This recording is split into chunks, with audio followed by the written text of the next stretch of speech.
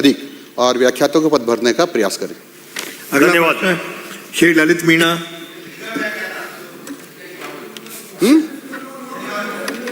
हाँ बोला।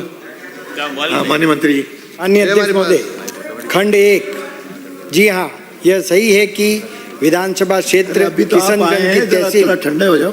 किशनगंज के ग्राम परानिया, घंटी, नेहरूपुरा में विस्थापित बंगाली परिवार को पुनर्वास विभाग द्वारा आवंटित कृषि भूमि राजस्व रिकॉर्ड जमाबंदी में जाति बंगाली दर्ज है।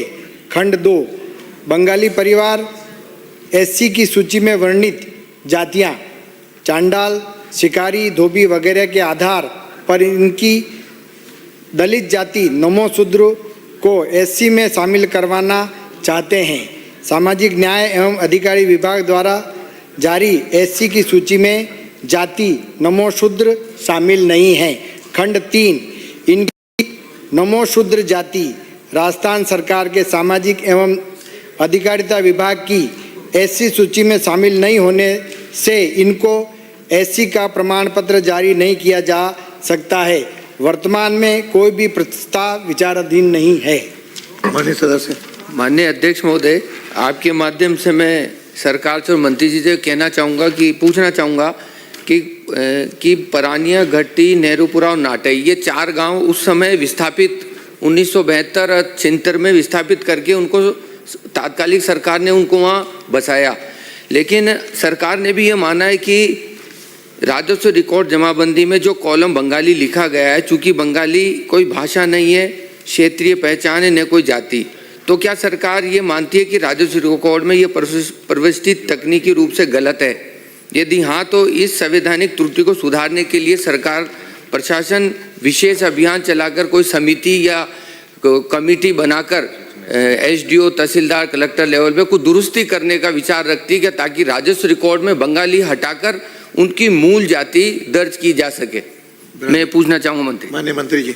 माननीय अध्यक्ष महोदय, पुराने राजस्व रिकॉर्ड में बंगाली परिवार की जाति राजस्थान राज्य की शेड्यूल कास्ट की सूची से संबंधित दर्ज होने की स्थिति में राजस्व रिकॉर्ड में दुरुस्ती विहित प्रक्रिया में कर दी जाएगी।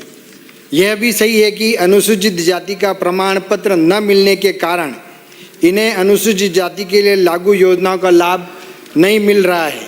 जिला कलेक्टरों को राजस्व रिकॉर्ड में विहित प्रक्रिया का पालन कर सुधार करने हेतु निर्देशित किया जाएगा।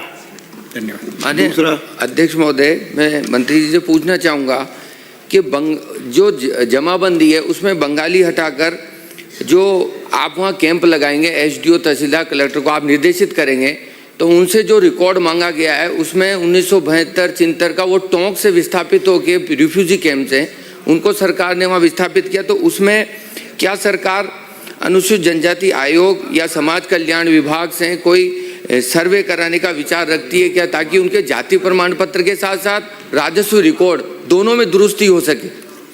माननीय मंत्री जी। माननीय अध्यक्ष महोदय, माननीय सदस्य जो कह रहे हैं, क्योंकि बंगाली एक प्रचलित शब्द है, इसमें किसी जाति विशेष की बात नहीं होती। बंगाली, राजस्थानी, गुजराती हर प्रकार से है।